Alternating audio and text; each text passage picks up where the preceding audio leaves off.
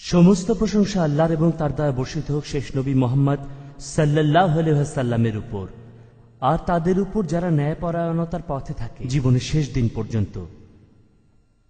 আমার আজকের লেকচারের বিষয় হল আমরা জিতব, বিশ্বাসীদের আদর্শ। এই বিষয়টা সম্পর্কে ধারণা আমি পেয়েছি একটা বই থেকে, the 7 habits of highly effective people. বইটা লিখেছেন স্টিফেন জে কোভি। 4 নম্বর হ্যাবিট, যেখানে লেখকের দৃষ্টিভঙ্গিটা ছিল যে আমরা কিভাবে বিভিন্ন মানুষজনের সাথে আমাদের সম্পর্ক বজায় রাখি।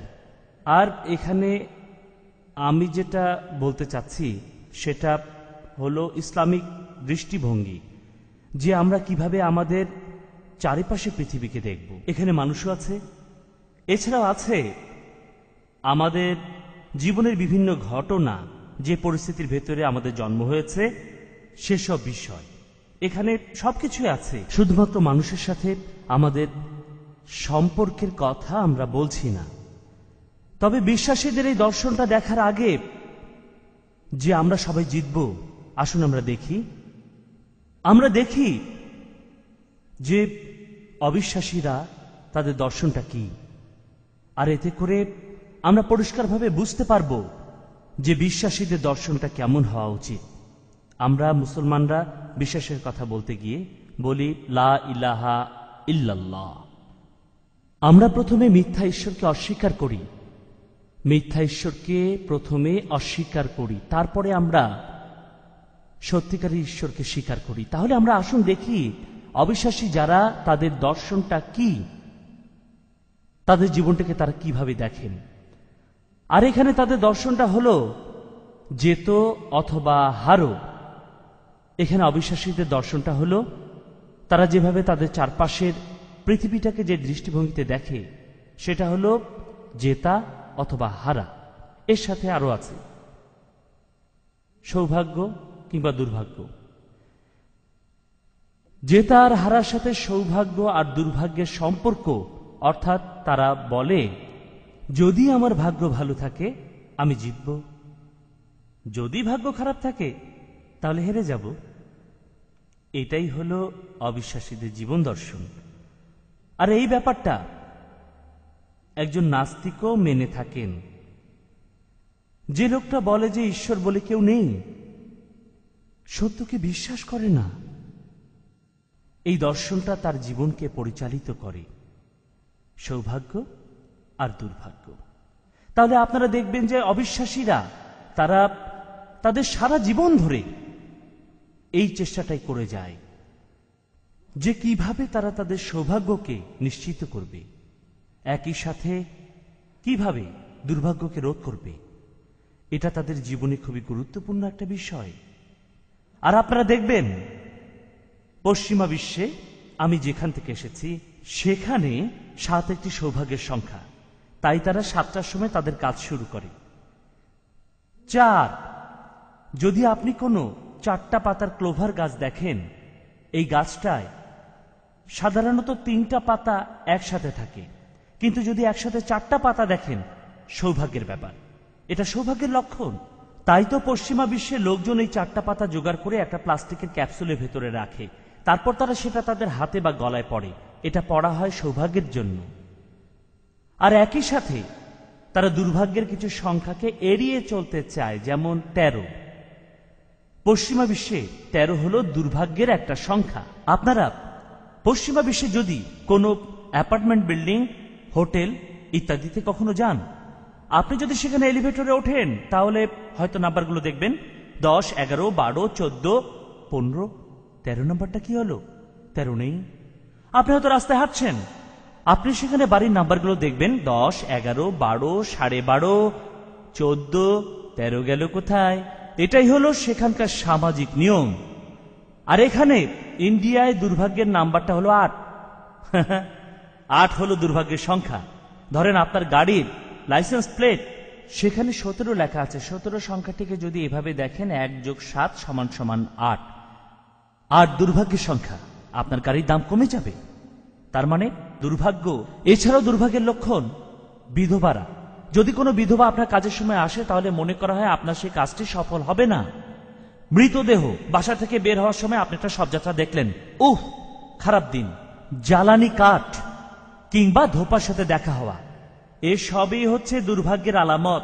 সময় নির্ধারণে আপনাদের একটা পঞ্জিকাও আছে, আছে রাহু কালাম, ঠিক, আরো আছে ইয়ামা গন্ধম ঠিক না? এগুলো সব দুর্ভাগ্যের বিষয়। প্রত্যেকদিন 2 ঘন্টা বা প্রত্যেকদিন 4 ঘন্টা হলো খারাপ সময়। এই সময়ের মধ্যে কোনো শুভ কাজে হাত দেওয়া যাবে না।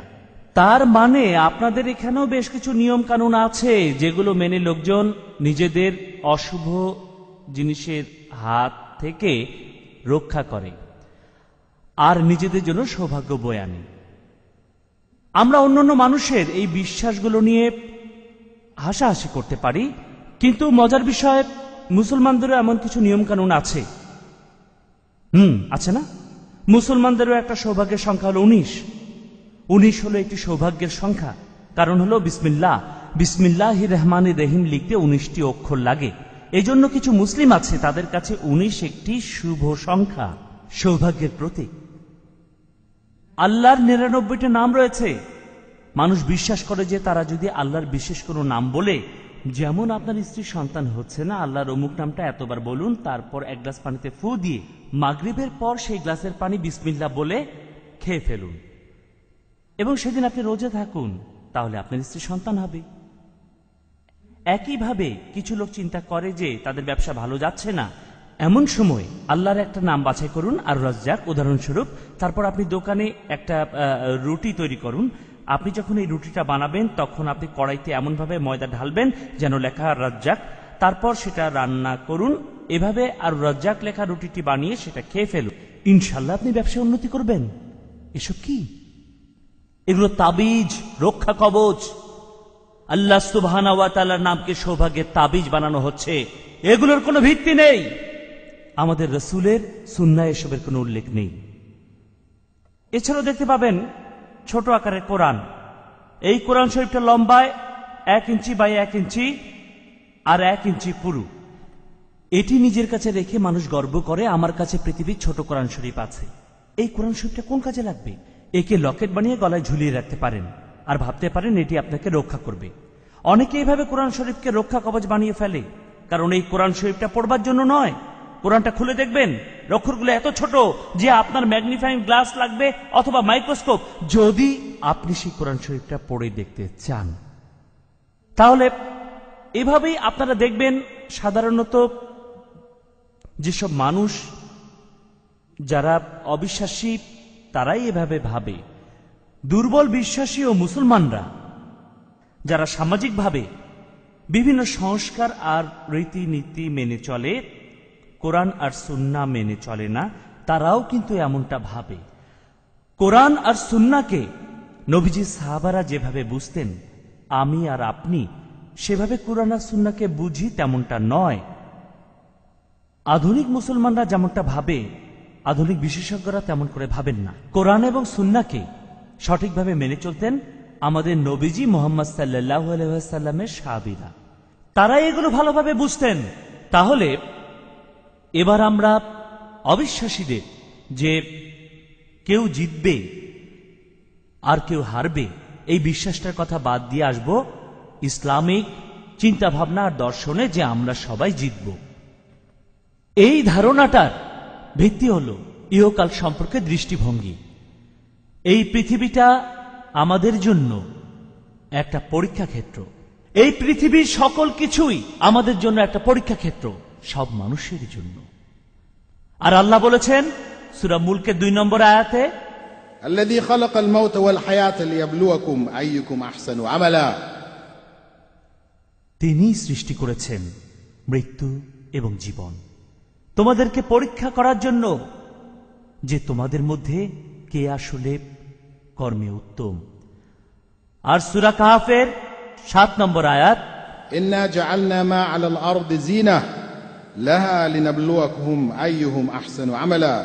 নিশ্চয়ই পৃথিবীর উপরে যা কিছু রয়েছে আমি সেইগুলোকে তার শোভা করেছি মানুষকে এই পরীক্ষা করার জন্য যে তাদের মধ্যে কর্মে কে শ্রেষ্ঠ।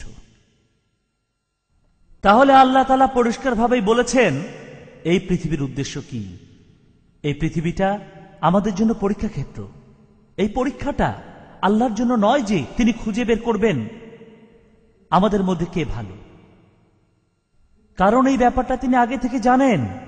এই পৃথিবীটা সৃষ্টি করার আগে থেকেই আল্লাহ জানেন যে আমাদের মধ্যে কে তার কর্মে ভালো। তিনি আগে থেকে জানেন যে আমাদের মধ্যে কে জাহান্নামে যাবে, আমাদের মধ্যে কে জান্নাতে যাবে। এসব কথা অনেক আগে থেকেই জানেন আল্লাহ সুবহানাহু ওয়া তাআলা।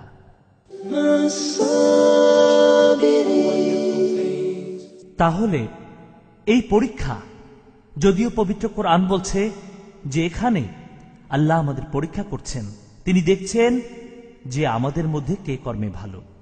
এভাবে তিনি প্রমাণ করবেন তার ন্যায় বিচার আর মহানুভবতাকে। দয়াময় আল্লাহ অবিশ্বাসীদের সাথেও ন্যায় বিচার করবেন। কেন? কারণ মহান আল্লাহ জানেন আমরা কেন সৃষ্টি হয়েছি আর আমাদের কি হবে। তিনি সহজে বিশ্বাসীদের সৃষ্টি করে জান্নাতে রাখতে পারতেন আর অবিশ্বাসীদের জাহান্নামে রাখতে পারতেন সৃষ্টির শুরু থেকেই। তাহলে এই পৃথিবীর কোনো দরকার হতো না আর কোনো পরীক্ষাও থাকতো না। আল্লাহ চাইলে করতে পারতেন, কারণ তিনি জানেন যে আমরা কি করব। যাই হোক, এখানে আসল কথাটা হলো বিশ্বাসীদের যদি প্রথম থেকেই জান্নাতে রাখা হতো, তাদেরকেও আল্লাহকে প্রশ্ন করতো না যে কেন তুমি আমাকে জান্নাতে রেখেছ। আল্লাহ আপনাকে জান্নাতে রাখলে কি প্রশ্ন করতেন যে কেন আমাকে এখানে রেখেছ? না, করতেন না। জান্নাতে থাকলে আপনি খুশিই হতেন। আর বাস্তবে আপনি যখন দেখবেন যে এই জীবনে কি কি করেছেন, তারপর যখন বুঝতে পারবেন যে শুধুমাত্র আল্লাহর দয়ার কারণেই আপনি জান্নাতে প্রবেশ করতে পেরেছেন, তখন আপনি বলবেন আলহামদুলিল্লাহ, আলহামদুলিল্লাহ। আর নবীজি মুহাম্মদ সাল্লাল্লাহু আলাইহি ওয়াসাল্লাম বলেছেন শুধুমাত্র নিজের কর্মের উপর ভিত্তি করে কোনো মানুষ জান্নাতে প্রবেশ করতে পারবে না। আল্লাহ পাক রব্বুল আলামিন যদি দয়া না করেন, কোনো মানুষ জান্নাতে যেতে পারবে না। সাহাবীরা নবীজিকে প্রশ্ন করলেন, আপনিও কি জান্নাতে যেতে পারবেন না? আল্লাহ দয়া না পেলে আপনিও পারবেন না? নবীজি বললেন, আমিও না। তাহলে আল্লাহ তাআলা দয়ার কারণেই আমরা জান্নাতের ভিতরে প্রবেশ করতে পারব, আল্লাহর দয়ায়। তাহলে পৃথিবীর জীবন শেষে আমরা যখন জান্নাতে যাব, তখন আল্লাহর দয়াকে স্মরণ করব। তবে অবিশ্বাসীরা তারা যাবে জাহান্নামে। এই ব্যাপারটাকে তারা কেমন ভাবে নেবে? আল্লাহ তাদের জাহান্নামে রাখবেন, তারা দেখবে অন্যরা জান্নাতে আছে, ব্যাপারটাকে তারা কিভাবে নেবে? এমন হলে তারা তখন বলবে, কেন কেন তুমি আমাদেরকে জাহান্নামে রাখছো? কি কারণে আমরা এই শাস্তি পাচ্ছি? আমরা কেন অন্যদের মতো জান্নাতে যেতে পারবো না? আল্লাহ তখন বলতেন, যদি আল্লাহ তখন তাদের বলতেন, বান্দা তোমরা এগুলো করতে, তোমরা ওগুলো করতে, তারপর অন্যান্য আরো কিছু করতে, এজন্যই তোমরা জাহান্নামে গেছো, তখন তারা ব্যাপারটাকে কিভাবে নিত? তাদের কাছে তখন কেমন লাগতো? এই অভিযোগ করলে তারা তখন বলতো, না না না না না, আমি এই কাজগুলো কখনই করতাম না। যদি আমি জানতাম যে পরকালে জান্নাত আর জাহান্নাম আছে, আমি এই কাজগুলো কখনই করতাম না, কখনোই না। সেজন্যই আল্লাহ আমাদের এই পৃথিবীতে পাঠিয়েছেন।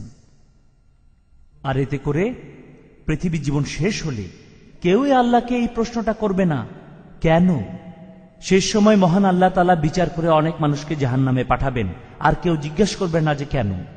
সে সময় সব মানুষই আসলে বলবে, হ্যাঁ এখন আমরা নিশ্চিতভাবে জানি, আমাদের একটা সুযোগ দাও। তখন মানুষ এভাবেই বলবে, আমাদের আরেকটা সুযোগ দাও, আমরা শুধু ভালো কাজ করব। কেউ তখন কোনো প্রশ্ন করবে না, কারণ তখন সবাই জানবে যারা জাহান্নামে থাকবে তারা জাহান্নাম বেছে নিয়েছে, তারাই বেছে নিয়েছে। প্রত্যেকের সামনে সুযোগ ছিল, তারা চাইলে প্রত্যেকে জান্নাতে যেতে পারত, কিন্তু তারা নিজেরাই জাহান্নাম বেছে নিয়েছে। আল্লাহর এই বিচার তর্কের ঊর্ধ্বে, আল্লাহর আইন সবার উপরে, সেটাই প্রতিষ্ঠিত হবে কিয়ামতের দিন। সেখানেই আমাদের প্রত্যেকের বিচার করা হবে। এখন আমাদের মানুষদের কাছে, আমাদের প্রত্যেকের কাছে এই পৃথিবী একটা পরীক্ষার ক্ষেত্র। এখানে আমরা যে ফলাফল পাব সেটা হতে পারে দুই প্রকার, দুই রকম। প্রথমটা হলো আত্মার উন্নতি, আর এটা হলো বিশ্বাসীদের জন্য। এবং দ্বিতীয়টা শাস্তি, আর এটা হলো অবিশ্বাসীদের জন্য। আত্মার উন্নতি অথবা শাস্তি। আমাদের পৃথিবীর জীবনে যে পরীক্ষা, তার ফলাফল হতে পারে এই দুটোর একটা। এখন যদি আত্মার উন্নতির দিকে মনোযোগ দেই, আমরা দেখব যে কিভাবে আমরা আত্মার উন্নতি করতে পারি। এখন আল্লাহ সুবহানাহু ওয়া তাআলা বলেছেন যে তিনি বিভিন্ন মানুষকে সৃষ্টি করেছেন আর্থিক দিক থেকে বিভিন্ন স্তরে। তিনি বলেছেন, والله فضل بعضكم على بعض في الرزق।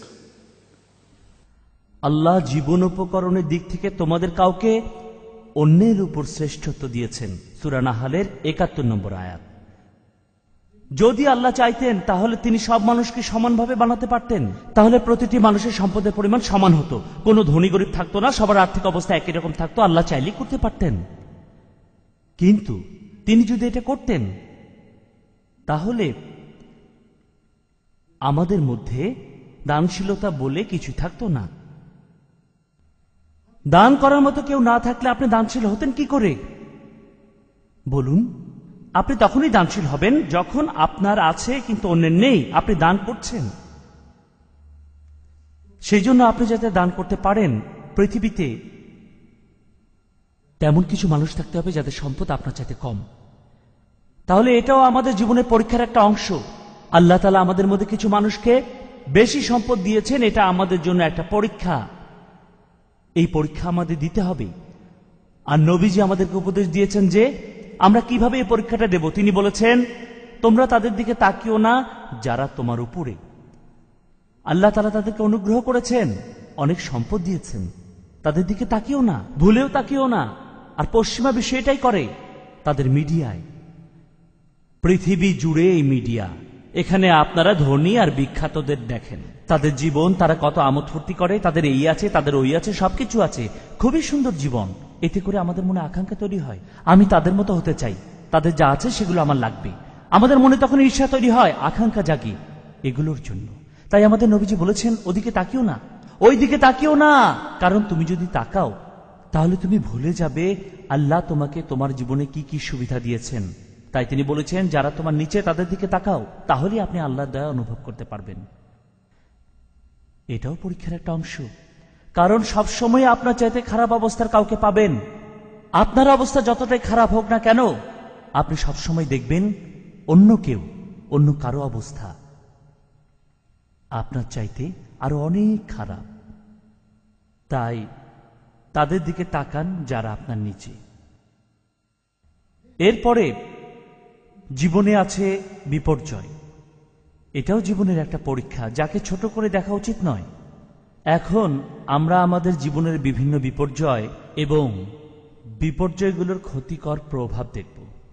আমরা মানুষেরা যাতে আমাদের নিজেদের আত্মার সার্বিকভাবে উন্নতি সাধন করতে পারি, সেজন্য আল্লাহ সুবহানাহু ওয়া তাআলা আমাদেরকে বিভিন্ন বিপর্যয়ের মধ্যে ফেলেন। একবার সাহাবীরা নবীজি সাল্লাল্লাহু আলাইহি ওয়াসাল্লামকে জিজ্ঞেস করলেন, মানুষের মধ্যে কারা, আমাদের মধ্যে কারা তাদের জীবনে সবচেয়ে বেশি বিপর্যয়ের ভিতরে পতিত হয়? তখন নবীজি সাল্লাল্লাহু আলাইহি ওয়াসাল্লাম বললেন, নবী রাসূলরা অন্যদের চাইতে বেশি বিপর্যয়ে পড়ে, নবী রাসূলরাই বেশি বিপর্যয়ে পড়ে। নবী রাসূল তাদের জীবনে বিপর্যয় সবচেয়ে বেশি। তাহলে বিপর্যয় নিশ্চিতভাবে হল একটি আশীর্বাদ। নবী রাসূলদের কাছে বিপর্যয় হল আশীর্বাদ। আপনারা এই ব্যাপারে নবী ইউসুফের জীবন কাহিনী দেখতে পারেন, কোরআনে আছে। নবী ইউসুফ তার ছেলেবেলায় অনেক বিপর্যয়ের মধ্যে পড়েছিলেন। ভাইয়েরা তার বিরুদ্ধে ষড়যন্ত্র করেছিল, কুয়ার মধ্যে ফেলে দিয়েছিল, দাস হিসেবে তাকে মিশরে নিয়ে যাওয়া হলো। অবস্থা যখন একটু ভালো মনে হলো, তখনই সেখানকার শাসকের স্ত্রী ইউসুফ নবীকে প্রলুব্ধ করতে চাইলেন। তারপর তিনি কারাগারে বন্দী হলেন। ভালো একজন মানুষ, সবসময় ভালো কাজ করতেন, কিন্তু সেই ভালো মানুষই একের পর এক বিপর্যয়ের ভিতরে পড়তে লাগলেন। অবস্থা আরো খারাপের দিকে মোড় নিল। যখন তিনি জেলখানার ভেতরে ছিলেন, সেখানে তিনি দুজন ভৃত্যের স্বপ্নের ব্যাখ্যা করে দিলেন। তাদের একজনকে তার কথা মনে রাখতে বললেন যখন সে মুক্ত হবে। অথচ মুক্ত হয়ে ভৃত্যটা নবীর কথা ভুলে গেল। সে ভুলে গেল, অনেক বছর লোকটা ভুলে থাকলো। একদিন তার মনে পড়ল আর নবীকে বের করল। এখানে দেখেন, এই যে লোকটা ভুলে গেল, আপনি হয়তো বলবেন ভৃত্যটা ভুলে গেল, এটা আসলে ঠিক নয়, কিন্তু ভুলে গিয়েছিল। নবী ইউসুফ বের হয়ে যেতে পারতেন আরো ৬-৭ বছর আগে, কিন্তু তিনি আরো ৭ বছর জেলে থাকলেন, কারণ লোকটা ভুলে গিয়েছিল। তবে এখানে কিছু বিশেষজ্ঞ এই জিনিসটা ভেবেচিন্তে বের করেছেন। যখন ভৃত্যটা মুক্ত হয়েছে, ইউসুফ যদি সে সময়ে মুক্ত হতেন, তিনি হয়তো সেক্ষেত্রে আবারও সেখানে ভৃত্য হিসেবেই নতুন করে নিযুক্ত হতেন। ঘটনাটা দেখুন, সেই ভৃত্যটা মুক্ত হয়ে যদি রাজাকে বলতো, দেখেন এই হলো ঘটনা, নবী ইউসুফ সে আসলে খুব ভালো একজন মানুষ, তাকে বের করেন, বের করে মহিলার সামনে আনা হতো, মহিলা স্বীকার করতো, হ্যাঁ একে প্রলুব্ধ করেছিলাম, এর বিরুদ্ধে অভিযোগ সত্যি নয়, তাহলে ইউসুফের কি হতো? তাহলে আবারও তিনি একজন ভৃত্যই হতেন। তাই আল্লাহ তাআলা তাকে বেশি সময় কারাগারে রাখার ব্যবস্থা করলেন।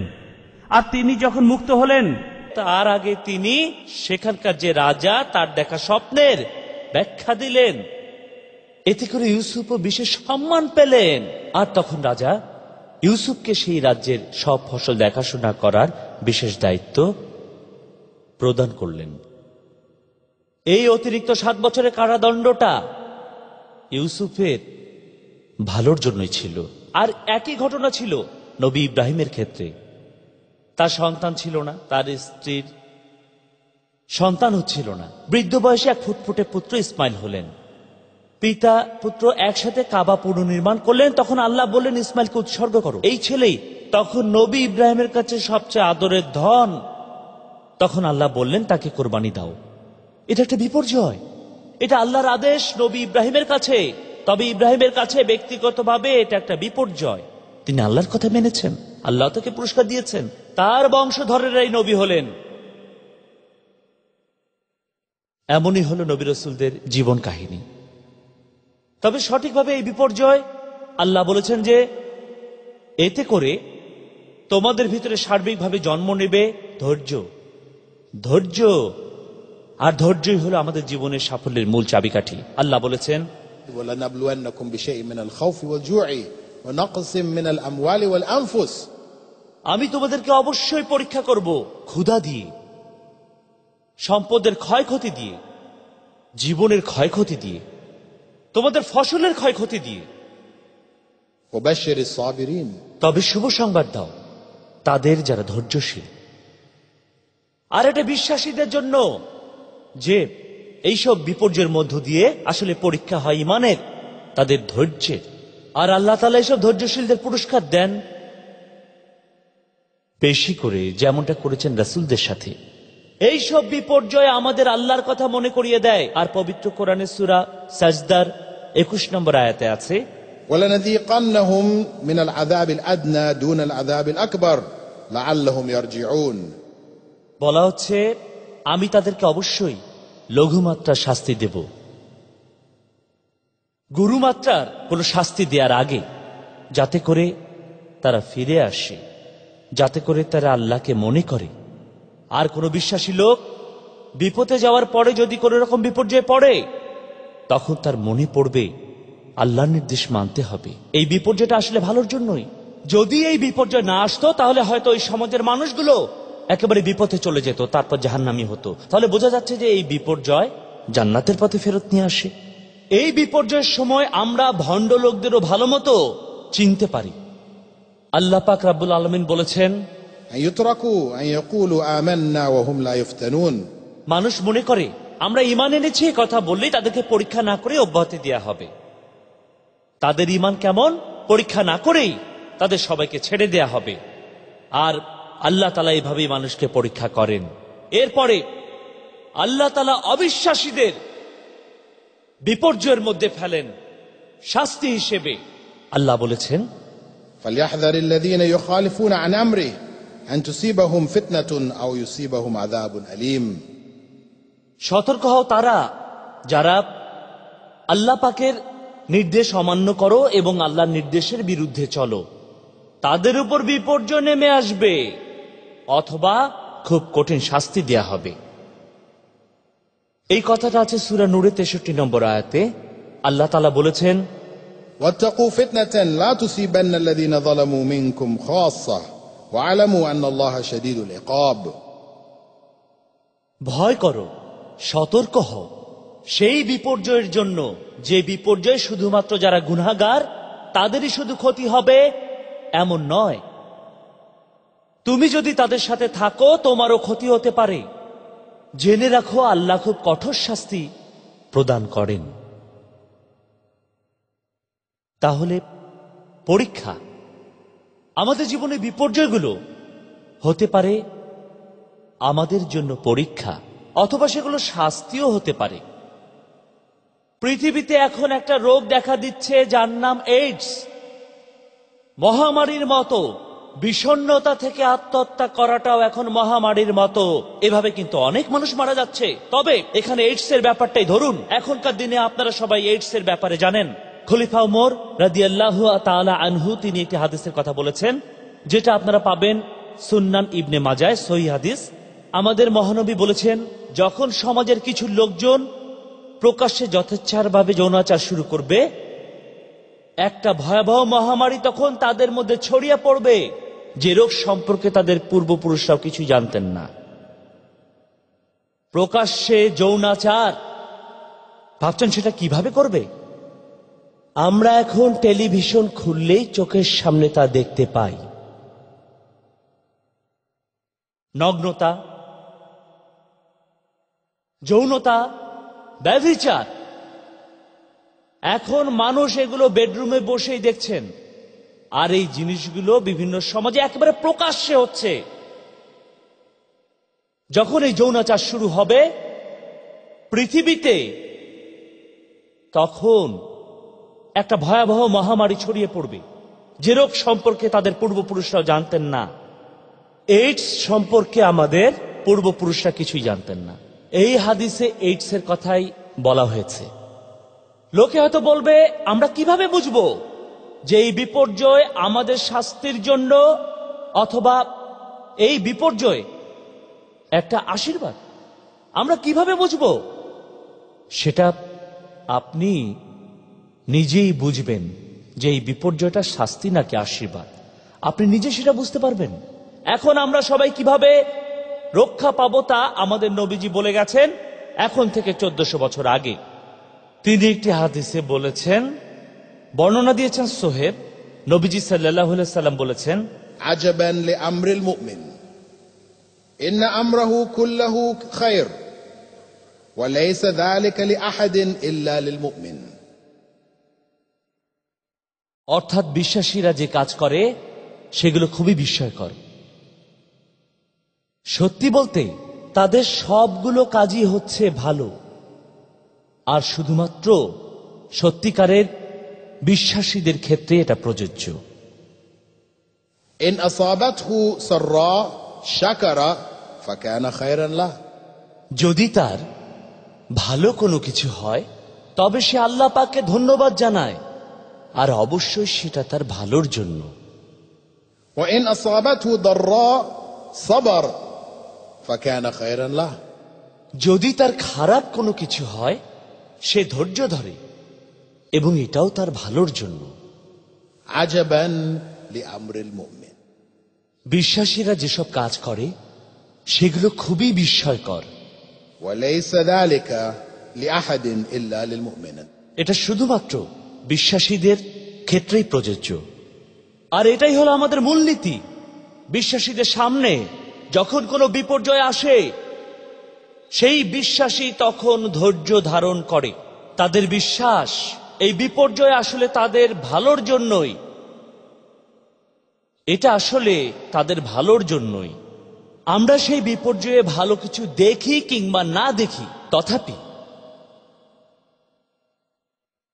এটি খুব গুরুত্বপূর্ণ ব্যাপার।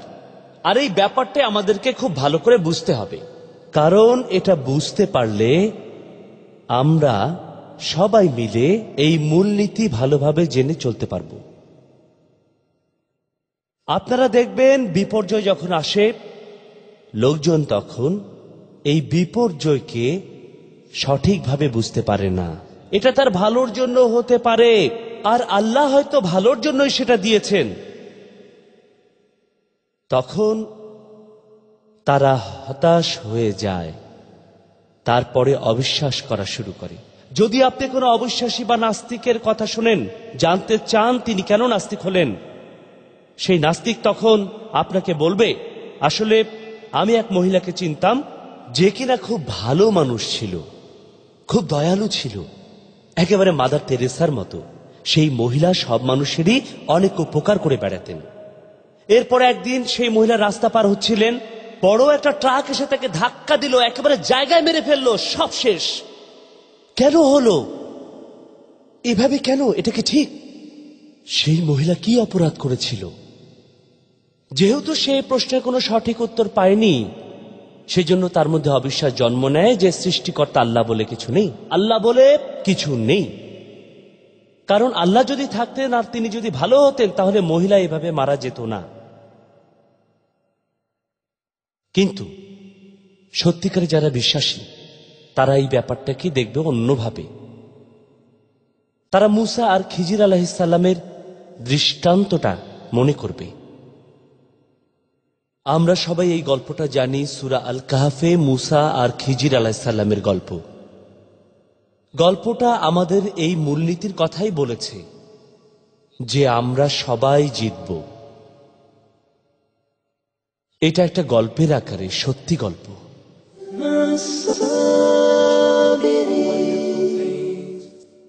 যখন মুসা আর খিজির আলাইহিসসালাম নদী পার হলেন, তখন মুসা দেখলেন যে খিজির আলাইহিসসালাম নৌকাটা ভেঙে ফেলছেন। তারা নৌকা থেকে নেমে এলো, অন্য একজন মাঝি তাদেরকে নৌকায় করে নদীর অন্য পারে নিয়ে গেল এবং তারা নৌকা থেকে নামলেন। নদী পার হয়ে খিজির আলাইহিসসালাম সেই নৌকায় একটি গর্ত তৈরি করে দিলেন। মুসা তখন বলল, আপনি এটা কেন করলেন? এটা তো ভালো কাজ নয়। লোকটা আমাদের নদী পার করিয়ে আনলো আর তার নৌকা আপনি ভেঙে ফেললেন, এখন তো এই নৌকাটাও ডুবে যাবে। তারপর নৌকার মালিক ফিরে এসে যখন তার নৌকার এই বেহাল অবস্থা দেখলো, তখন দুঃখ করে বলল, এটা কে করেছে? এটা তো ভালো কাজ নয়। এ ঘটনার কিছুক্ষণ পরে সে দেশের রাজা সে নদীর পাড়ে আসলো আর নৌকাগুলো দখল করতে লাগলো। লোকজনের যে নৌকাগুলো ছিল দখল করতে লাগলো। তারপর রাজা সেই লোকের নৌকার সামনে আসলো, তারপর নৌকার গর্তটা দেখলো। এটা দরকার নেই, নৌকাটা ভাঙা, এটা লাগবে না। তখন নৌকার মালিক কি বলল জানেন? আলহামদুলিল্লাহ, আমার নৌকাটা ভাঙা ছিল। নৌকার মালিক বলল, আলহামদুলিল্লাহ, নৌকাটায় গর্ত ছিল। আর এমন ব্যাপার আমাদের সবার জীবনে হয় কি হয় না? আপনার জীবনে একটা ঘটনা ঘটলো, আপনি ভাবলেন সেটা আপনার জন্য খারাপ, সেজন্য আপনি কষ্টও পেলেন। আর তার কয়েকদিন পরে আপনারই মনে হলো, ওহ, এটা তো ভালোর জন্যই হয়েছে, এই ঘটনাটা না ঘটলে পরের ভালো ঘটনাটা ঘটতো না। উদাহরণ হিসেবে বলি, একবার পত্রিকায় একটা খবর দেখেছিলাম, মিশরের কায়রো শহরের একটি পত্রিকায়। সেখানে একজন মিশরীয় ভদ্রলোকের ছবি ছিল। তিনি দাঁড়িয়ে আছেন দুই হাতের বুড়ো আঙ্গুল তুলে, ঠিক এভাবে। তার মুখে বড় একটা হাসি। তার বাবা ডান গালে চুমু দিচ্ছেন আর মা চুমু দিচ্ছেন তার বাম গালে। সে দুই হাত উঁচু করে দাঁড়িয়ে আছে, হাসি মুখে, কান পর্যন্ত হাসি। ছবির নিচে খবরটা দেয়া আছে, ভদ্রলোক একজন শিক্ষক। আগের দিন তার বাহরাইনে যাওয়ার কথা ছিল প্লেনে চড়ে। গালফ এয়ারের প্লেনে করে তিনি মিশর থেকে বাহরাইন যাবেন। আর সেই ফ্লাইটটা ছিল তার জন্য শেষ ফ্লাইট। ছুটি শেষ হয়ে গেছে, সে আবার কাজে যোগ দেবে, সেটাই শেষ ফ্লাইট, সেখানেই তার টিকিট করা। ভদ্রলোক তার সব লাগেজ নিয়ে নির্ধারিত সময় এয়ারপোর্টে গেলেন। তারপর পাসপোর্ট দেখালো, তারপরে প্লেনে চড়বে। সেখানে অফিসার পাসপোর্ট দেখে বলল, একটা সিল কম আছে। মিশরে যে কোনো কাজ করতে গেলে অনেকগুলো সিলের প্রয়োজন হয়। একজনের কাছে সিল মেরে নিলেই চলবে না, সেখান থেকে আরেক জায়গায় যাবেন, তারপর আরেকজনের কাছ থেকে সিল নেবেন, তারপর আবার প্রথম জনের কাছে ফিরে আসবেন, সে সবগুলো সিল পরীক্ষা করবে এবং তবেই আপনি যেতে পারবেন। তার পাসপোর্টে একটা সিল কম ছিল। অফিসার বলল, আপনি প্লেনে উঠতে পারবেন না। লোকটা বলল আমার চাকরি চলে যাবে, আমাকে অবশ্যই প্লেনে উঠতে হবে, এই ফ্লাইটটা মিস করতে পারবো না আমি। তারা বলল না, এই সিলটা অবশ্যই লাগবে, আপনি অফিসে যোগাযোগ করুন।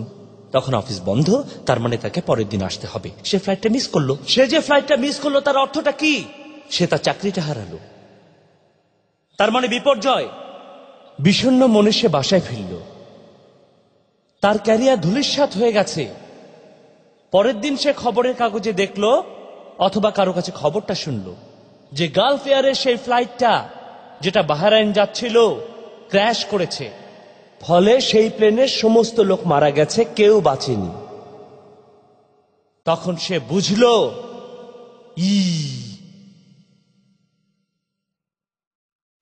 সে বুঝলো আগের দিনের যে ঘটনাটা ছিল বিশাল একটা বিপর্যয়, সেটাই হয়ে গেল তার জন্য খুব সৌভাগ্যের একটা ঘটনা।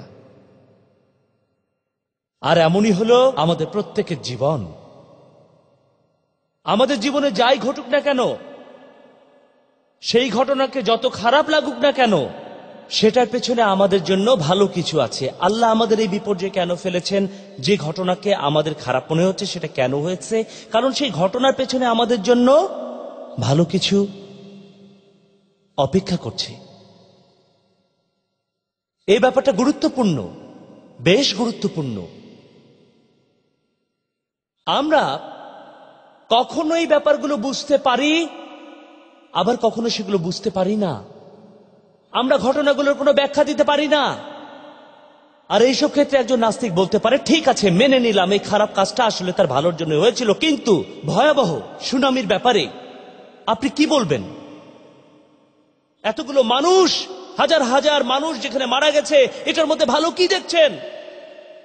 ছোট ছোট শিশুরা ডুবে মারা গেছে, নিরপরাধ মানুষ কোনো অপরাধ করেনি, সবাই মারা গেছে, এর মধ্যে ভালো কি দেখছেন? এটার মধ্যে তো ভালো কিছু দেখছি না। আর সেজন্য আল্লাহ বলে কেউ নেই। নাস্তিকরা বলছে আল্লাহ আসলে নেই। তাদের কথা অনুযায়ী আল্লাহ ভালো হলে এই ঘটনা ঘটতে দিতেন না, যদি না আপনি ভালো আর খারাপ ঈশ্বরে বিশ্বাস করেন। কিছু ধর্মে এমনটা আছে, কারণ তারা এভাবে ব্যাখ্যা করতে পারে কেন সব ঘটনা ঘটছে। আপনারা পার্সিদেরকে দেখবেন, অগ্নি উপাসকদের দেখবেন, তারা বিশ্বাস করে আহুরা মাজদা একজন ভালো ঈশ্বর আর আঙ্গরা মাইনিউ একজন খারাপ ঈশ্বর। এই খারাপ ঈশ্বরই এই বিপর্যয়গুলো ঘটিয়ে থাকে, আর ভালো ঈশ্বর এই ভালো কাজগুলো ঘটিয়ে থাকেন। আপনি কিভাবে এর ব্যাখ্যা করবেন? আমরা খিজির আলাইহিসসালামের গল্পটাতে আবারও ফিরে আসি। খিজির আলাইহিসসালাম নৌকা ভাঙার পর মুসাকে নিয়ে সামনে গেলেন। তারা নদীর পাড় দিয়ে হাঁটছেন। তখন তারা একটা ছেলেকে দেখলেন 11 কি 12 বছর বয়সের। খিজির সেই ছেলেটাকে ধরলেন আর তার মাথা ছিঁড়ে ফেললেন।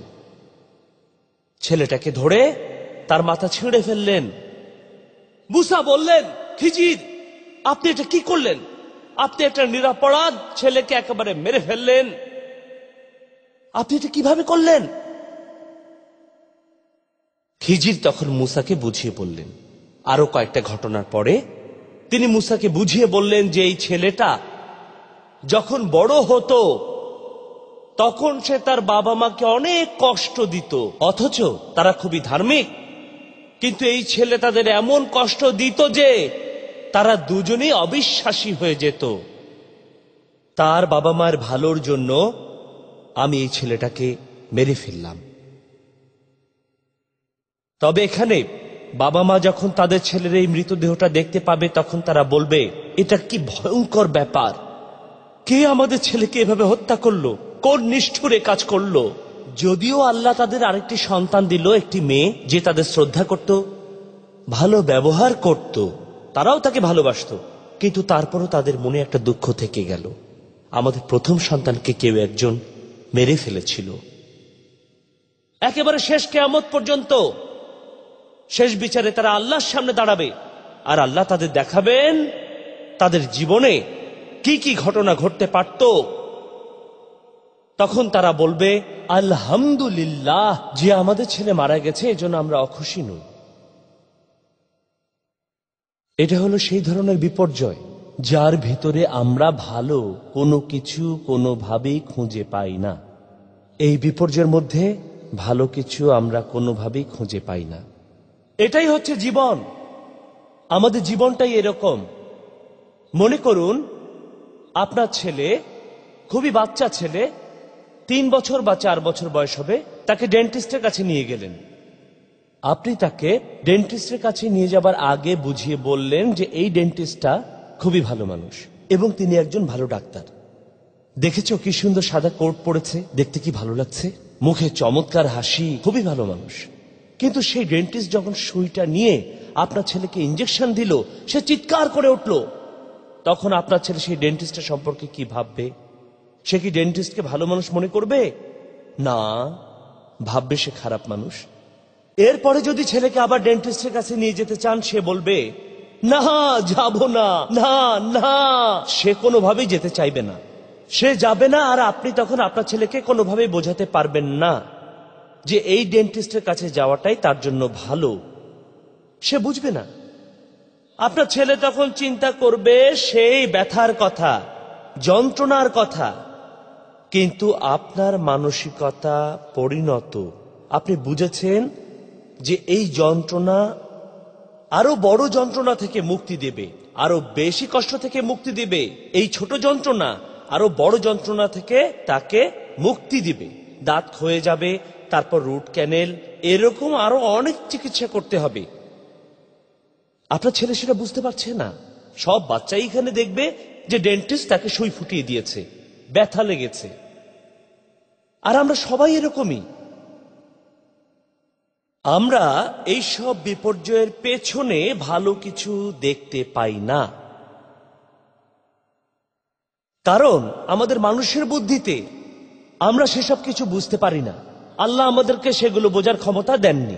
কিন্তু এটা বলতে পারি না যে এটা আসলে ভালো নয়, কেননা তেমন কিছু দেখছি না।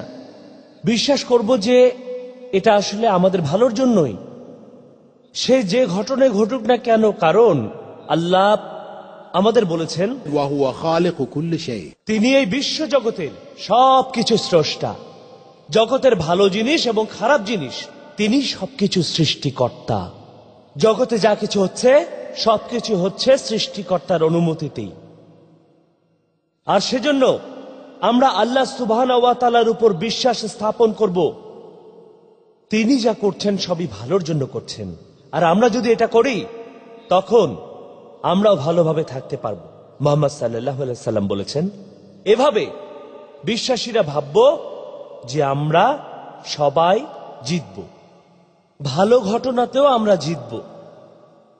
ভালো কিছু যখন ঘটবে, জীবনটা ভালো যাবে। আমরা ভালো মন্দ যে কোনো পরিস্থিতিতেই আল্লাহকে ভুলব না, কারণ এসব কিছুই হতে পারে পরীক্ষা। ভুল করে আমরা ভুল পথে চলে যেতে পারি। তাই আমাদেরকে সবসময় সচেতন থাকতে হবে আর আল্লাহকে স্মরণ করতে হবে। সত্যি কথা বলতে কি, আমাদের ভালো সময়, সুখের সময়ে আল্লাহকে মনে রাখি না, যেন এটা খুবই কঠিন কাজ। অথচ আমাদের খারাপ সময় সহজে আল্লাহকে স্মরণ করি। আনন্দ আর সাফল্যের সময় আল্লাহ তাআলাকে মনে রাখা, এটা আসলেই খুবই কঠিন এবং জটিল একটি কাজ। খারাপ সময় আল্লাহকে মনে করা, সেটাই হচ্ছে অপেক্ষাকৃত সহজ।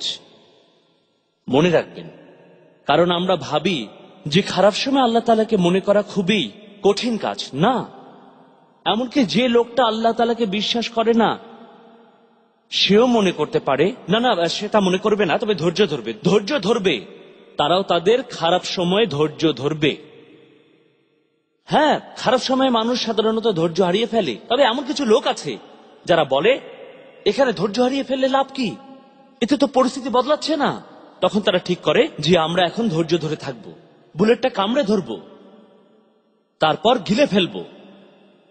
আমরা এখানে কোনোভাবেই ধৈর্য হারাবো না। অবিশ্বাসীরা এমন করতে পারে। তবে আপনাকে আসলে ধৈর্য ধরতে হবে সাফল্যের সময়।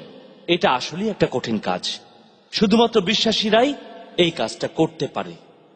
ধৈর্য মানে আমরা বুঝি যে সেই খারাপ সময়ে ইসলাম ধর্মের সব নিয়ম মেনে চলব। এটা যে কারোর জন্য একটা বড় পরীক্ষা। গরিব থাকা অবস্থায় ভালোই ছিলেন, যখন আপনি ধনী হলেন, জীবন তখন বদলে গেল, আপনিও তখন বদলে যাবেন। কাউকে কিছু দেবেন না, আরো বেশি লোভী হয়ে উঠবেন, এরকম আরো অনেক কাজই আপনি করবেন। আপনার অজান্তে পার্সোনালিটি বদলে যাবে। এটা খুবই বড় একটা পরীক্ষা। And that's why Allah said, "Inna min amwalikum wa auladikum fitna." তোমাদের সম্পদ আর সন্তানদের মধ্যে আছে তোমাদের জন্য বিপর্যয় ও পরীক্ষা। এই ব্যাপারে সাবধান থেকো, তোমরা সাবধানে থেকো, এটা একটা পরীক্ষা। আর তা হলো সত্যিকারের বিশ্বাসীরা তারা কোনো কাজে সফল হলে তখন ধৈর্য ধরে অপেক্ষা করে, আর আল্লাহ তাদেরকে পুরস্কার দেন। ধৈর্য ধারণ করে তারা আল্লাহকে সন্তুষ্ট করে এবং জীবনে সফল কাম হয়। তারা তাদের সম্পত্তি সব ভালো ভালো কাজে ব্যবহার করে, যেসব কাজে ব্যবহার করলে উপকার হবে তাদেরই, তাদের পরিবারের আর সন্তানদের, উপকার হবে সমাজের। কিন্তু আল্লাহ তাআলাকে ভুলে গিয়ে এই সম্পদ ভোগ বিলাসের পেছনে ব্যয় করলে তাদের আসলে কোনো উপকারই হবে না, কোনো উপকার হবে না।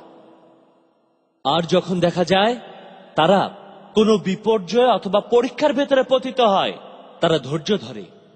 আর এই কথাটা তারা জানে যে ইন্না মাআল উসরি ইউসরা, আল্লাহ কষ্টের পর স্বস্তি দিবেন, এই ব্যাপারে তিনি কথা দিয়েছেন। লা ইউকাল্লিফুল্লাহু নাফসান ইল্লা উসআহা। অর্থাৎ আমি কাউকেই তার সাধ্যাতি দায়িত্ব অর্পণ করি না। আল্লাহ প্রতিশ্রুতি দিয়েছেন, তাই কোনো অজুহাত নেই, কেউ বলতে পারবে না যেটা খুব বেশি। আল্লাহ আমাকে সাধ্যের চাইতে বেশি দায়িত্ব দিয়েছেন, সেজন্য আমি আত্মহত্যা করব না। এই জন্যই আত্মহত্যা করা হারাম। যে আত্মহত্যা করে সে আসলে আল্লাহকে বলছে, তুমি আমাকে আমার সাধ্যের অতি দায়িত্ব দিয়েছ, এই দায়িত্ব আমি পালন করতে পারবো না। আর এটা আসলে সত্যি নয়, আল্লাহকে মিথ্যা অভিযোগ দেয়া হচ্ছে। আমাদের কেউই তার সাধ্যের অতি দায়িত্ব পালন করে না। এমনটা না হলে সেটা অবিচার হতো। আল্লাহ তাআলা অবিচার করতেন, আর তিনি অবিচার করেন না। তাহলে একজন বিশ্বাসী যখন কোনো বিপর্যয়ের মধ্যে পড়ে, সে তখন ধৈর্য ধরে, আর আল্লাহ তাকে পুরস্কার প্রদান করেন, অনেক পুরস্কার।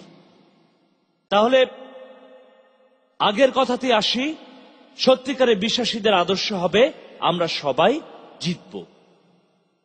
তবে এটাও মানতে হবে যে আল্লাহ পাক যা করেন সেটা আমাদের ভালোর জন্যই করেন, আর আমাদেরকে এভাবেই চিন্তা করতে হবে। তবেই আমরা মানসিক দুর্বলতাকে কাটিয়ে উঠতে পারবো, আমাদের মনকে নিয়ন্ত্রণে রাখতে পারবো। আর তাহলে আমরা আমাদের জীবনের নানান রকম চড়াই এবং উতরাই পার হতে পারবো। আর সেক্ষেত্রে আমাদের মনে শান্তি আসবে এবং আমরা তাহলে আমাদের জীবনের প্রতিটি ক্ষেত্রেই সন্তুষ্টি লাভ করব। আমি আমার এই বক্তব্য শেষ করার আগে আপনাদের মনে করিয়ে দেই যে আল্লাহ সুবহানাহু ওয়া তাআলা আমাদের মনোনীত করেছেন এই মানুষ জাতির মধ্যে আল্লাহ সুবহানাহু ওয়া তাআলাকে আমরা যারা বিশ্বাস করি। আল্লাহ পাক রব্বুল আলামিন আমাদেরকে দিয়েছেন একটি বিশেষ দায়িত্ব, পবিত্র দায়িত্ব। আর সেই দায়িত্ব হলো পৃথিবীর মানুষের কাছে ইসলামের অর্থাৎ সত্য ধর্মের বার্তা প্রতিটি ঘরে ঘরে পৌঁছে দেয়া, এবং তা সব মানুষের কাছে। তাহলে আসুন আমরা সবাই বিশ্বাস করি যে আমরা জিতব, আমরা সব মানুষই জিতব। আপনাদের এই ভারতবর্ষে অনেক মানুষ আত্মহত্যা করছে, আত্মহত্যার হার এখানে পৃথিবীর মধ্যে অনেক বেশি। তাদের এই কথাগুলো শোনা প্রয়োজন যে সত্যিকারে বিশ্বাসীরা তারা কখনোই হারবে না। হার জিত নয়, আমরা সবাই জিতব, আমরা সবাই এটা বিশ্বাস করব। আমি দোয়া করছি আল্লাহ যেন আমাদের সবাইকে এই সামর্থ্য দেন, যাতে করে আমরা আমাদের দায়িত্বগুলো পালন করতে পারি, আর সেই সাথে আমাদের মহানবী সাল্লাল্লাহু আলাইহি সাল্লামের বাণী যেন এই পুরো পৃথিবীতে আমরা ছড়িয়ে দিতে পারি সব মানুষের মাঝে। আসসালামু আলাইকুম ওয়া রাহমাতুল্লাহি ওয়া বারাকাতুহু। ধন্যবাদ ডক্টর আবু আমিনা বেলাল ফিলিপস। এবারে আমরা শুরু করতে যাচ্ছি প্রশ্ন এবং উত্তর পর্ব। আমি এখানে উপস্থিত দর্শক শ্রোতাদের সবাইকে অনুরোধ করব আপনাদের প্রশ্নগুলো যেন আজকের লেকচার বিষয়ের সাথে প্রাসঙ্গিক হয়, ইনশাআল্লাহ। জাযাকাল্লাহ খায়ের। আমার নাম সত্যেন্দ্র। আমার বিশ্বাস অনুযায়ী বেহেশত আর দোজখ বলে কিছুই নেই, বুঝলেন? এগুলো বানিয়েছে পৃথিবীর মানুষেরা, এগুলো আসলে নেই। আমার বিশ্বাস অনুযায়ী মৃত্যুর পরে জীবন বলেও কিছু নেই, ঠিক আছে? আর আমি মরে যাব যেভাবে আমি ঘুমিয়ে পড়ি, আর আমার ধারণা বিজ্ঞানও এমন কথাই বলে। আমার প্রশ্নটা হলো, আপনি বললেন বিপর্যয় আসে কখনো ভালো কখনো খারাপ এভাবে। আপনি এখানে যে উদাহরণ দিয়েছেন সেগুলো আসলে একজন মানুষের জীবনের উদাহরণ। নৌকায় ছিদ্র করে দেয়া, ঠিক? তারপর সেই নৌকাটা ডুবে গেল। তবে যদি এ ধরনের বিপর্যয়ের কথা বলেন, ইহুদিরা 20 লক্ষ ইহুদি মারা গিয়েছিল জার্মানিতে, তারপর সুনামির বিপর্যয়, ইরাকেও বিপর্যয় চলছে, ঠিক? তাহলে এই ধরনের ঘটনায় আপনি হয়তো বলবেন, যদিও এটা ঘটেছিল প্রায় 50 বছর আগে, জার্মানিতে যা ঘটেছিল এটা বলতে পারবেন না যে সবকিছু ভালোর জন্যই হয়েছে। আপনি এখানে বলেছেন একজন মানুষের উদাহরণ। ধন্যবাদ জানাচ্ছি আপনার এই প্রশ্নের জন্য। তবে এটা আসলে প্রশ্ন নয়, আপনি আসলে একটা মন্তব্য করলেন যে আপনি বেহেশত আর দোজখ বিশ্বাস করেন না, আর আপনি মারা গেলে কোনো কিছুই হবে না। আপনি এই পৃথিবীর যে জায়গাতে যান না কেন, কোনো না কোনো ধর্ম পাবেন যেখানে দেখবেন লোকজন বেহেশত দোজখ বিশ্বাস করে। তাহলে এখন আপনি এই ব্যাপারটা পৃথিবীর সব জায়গায় দেখবেন যে পুরো পৃথিবীর মানুষ, পৃথিবীর সবচেয়ে প্রাচীন সমাজ, সবচেয়ে আধুনিক, সবচেয়ে আদিম, এমনকি প্রত্নতাত্ত্বিকরাও মাটি খুঁড়ে এটা দেখেছেন যে পুরো পৃথিবীতে সবসময় বেহেশত আর দোজখের ধারণাটা ছিল এবং এখনো তা আছে। কিন্তু আপনি বলছেন যে এসব আপনি মানেন না। এখানে আমি বলবো, হয়তো নিজের অজান্তে আপনি ভুল ধারণা নিয়ে আছেন। যখন পৃথিবীর বেশিরভাগ মানুষ এই কথাটি বিশ্বাস করে, হোক তা যুক্তির মাধ্যমে কিংবা আসমানি কিতাবের মাধ্যমে অথবা অন্য কোনো উপায়, পৃথিবীর বেশিরভাগ মানুষ এটা বিশ্বাস করে, তখন আপনি এখানে বলছেন এবং আপনার মতো কয়েকজন বলছেন এগুলো বলে কিছু নেই, মানে বেহেশত দোজখ। এখন এখানে আপনার কথাটা সঠিক হবার সম্ভাবনা সেটা খুবই কম, কারণ আমরা বোঝার চেষ্টা করি, মানে আমরা অনুধাবন করার চেষ্টা করি যে আসলে কোন কথাগুলো সত্যি আর কোন কথাগুলো মানুষের বানানো কথা। সেই সাথে যে ব্যাপারগুলো আমরা সব জায়গায় দেখি, আপনি পৃথিবীর যেখানেই যান না কেন, সব মানুষের মধ্যে কমন, এই কমন ব্যাপারগুলো সত্যি হবার সম্ভাবনা অনেক অনেক বেশি। আর যে ব্যাপারগুলো আমরা অল্প কিছু জায়গায় দেখি, সেই ব্যাপারগুলো কিন্তু এক এক জায়গায় এক এক রকম। এই ব্যাপারগুলো সত্যি হওয়ার সম্ভাবনা অনেক কম। আমি এখানে আসলে আপনার মন্তব্যটার উত্তর দিচ্ছি। এই ব্যাপারে আপনার আরেকটু চিন্তা করা উচিত। এটা আসলে দৃষ্টিভঙ্গির ব্যাপার, আপনি একে যেভাবে খুশি দেখতে পারেন। তবে জেনে রাখুন যে পৃথিবীর ইতিহাসে আপনার মতো এই বিশ্বাস কিন্তু খুব কম মানুষই পোষণ করেছে। আর এই সংখ্যালঘুর দলে থাকা এটা আসলে খুবই ভয়ানক, বিপজ্জনক একটা কাজ। 1 নম্বর কারণ, ধরুন বেহেশত দোজখ বলে যদি কিছু না থাকে, তাহলে যারা বেহেশত দোজখে বিশ্বাস করে ভালো ও সৎ কাজ করার চেষ্টা করছে তারা কিন্তু কিছুই হারাবে না। কিন্তু যদি বেহেশত আর দোজখ বলে কিছু থেকে থাকে, তাহলে কিন্তু আপনি হেরে যাবেন, আপনি এবং যারা আপনার মতো বিশ্বাস করে।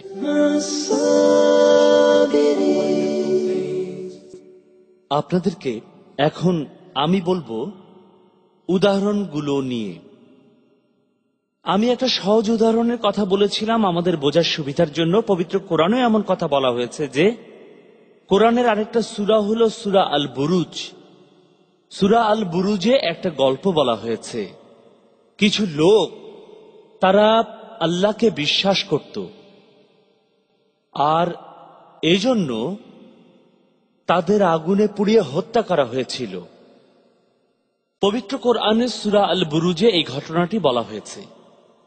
এখানে একটি কিশোরের ঘটনা বলা হয়েছে। নবীজি ব্যাখ্যা করেছিলেন, যাকে সে দেশের রাজা ট্রেনিং দিয়েছিল একজন জাদুকর হয়ে রাজার পক্ষে কাজ করার জন্য। ছেলেটা এক দরবেশের কাছে আল্লাহর কথাগুলো শুনল, তারপর সত্য ধর্ম গ্রহণ করল। পরবর্তীতে আল্লাহ তাকে দিয়ে অনেক অলৌকিক কাজ করালেন। এক সময় সে মৃত্যুবরণ করল, কেননা জন্ম মৃত্যু অতি ধ্রুব সত্য। আর সে যে শহরে থাকত, সেই শহরের লোকজন তারা সবাই সেই সত্য ধর্মটাকেই প্রত্যেকে গ্রহণ করেছিল।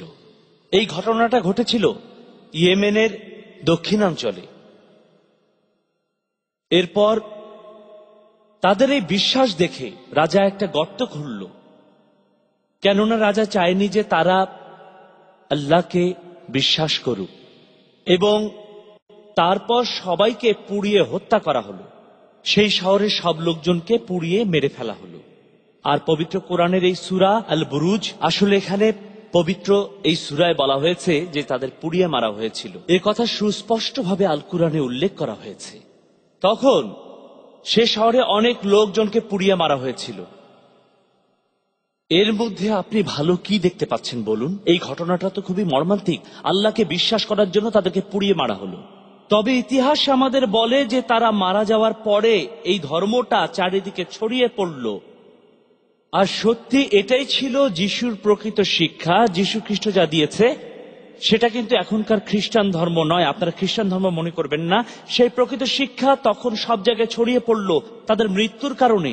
এই ধর্মটা চারিদিকে ছড়িয়ে পড়ল, সত্যটা ছড়িয়ে পড়ল, আল্লাহর যে ধর্ম সেটা তখন চারিদিকে ছড়িয়ে পড়ল। আর এটা আরেকটা উদাহরণ, একদল মানুষ তারা যেভাবে মারা গেল সেটা খুবই মর্মান্তিক, ঠিক? ব্যাপারটা খুবই দুঃখজনক।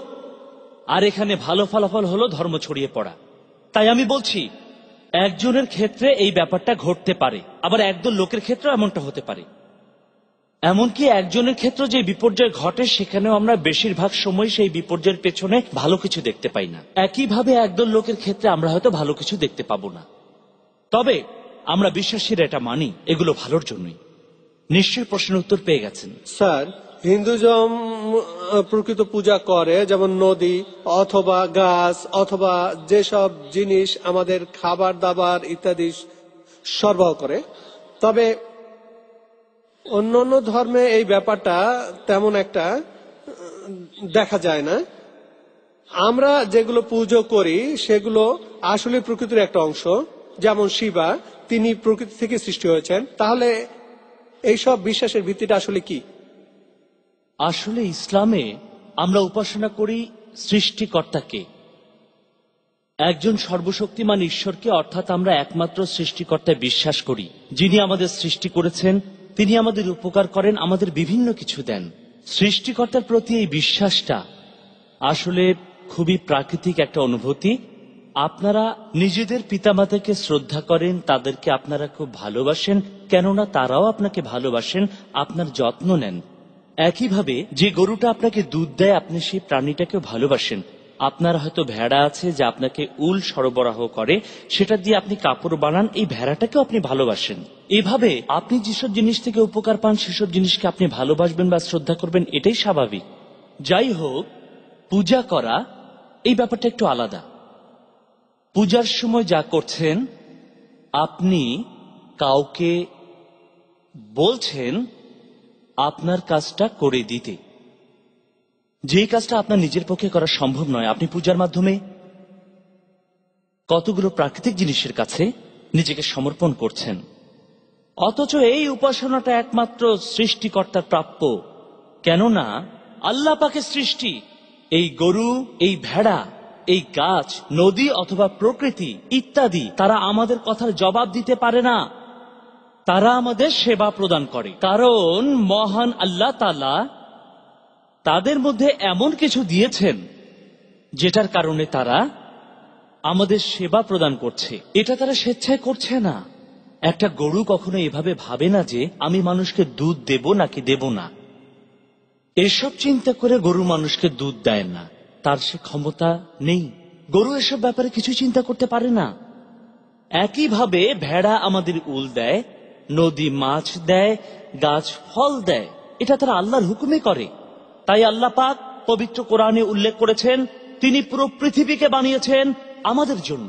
তাই পৃথিবীর বিভিন্ন জিনিস থেকে আমরা যে উপকার পাই সেগুলো আসলে আমাদের জন্য উপহার দিয়েছেন মহান আল্লাহ তাআলা, যিনি এই সব সৃষ্টি করেছেন আমাদের জন্য সবকিছু। তাই আমরা যার উপাসনা করব, আমরা যার কাছে সাহায্য প্রার্থনা করব, যার কাছে আমরা সত্য পথের নির্দেশনা চাইব, আমাদের জানমালের নিরাপত্তা চাইব, তিনি এই পুরো বিশ্ব জগতের সৃষ্টিকর্তা, তিনি আল্লাহ। মুসলিমরা এটাই বিশ্বাস করে, স্রষ্টার সৃষ্টিকে পূজা করা, যেটাকে বলা হয় শিরক। দুঃখজনক ব্যাপার, এখানে আপনারা সৃষ্টিকর্তা সৃষ্টিকে স্রষ্টা হিসেবে মানছেন।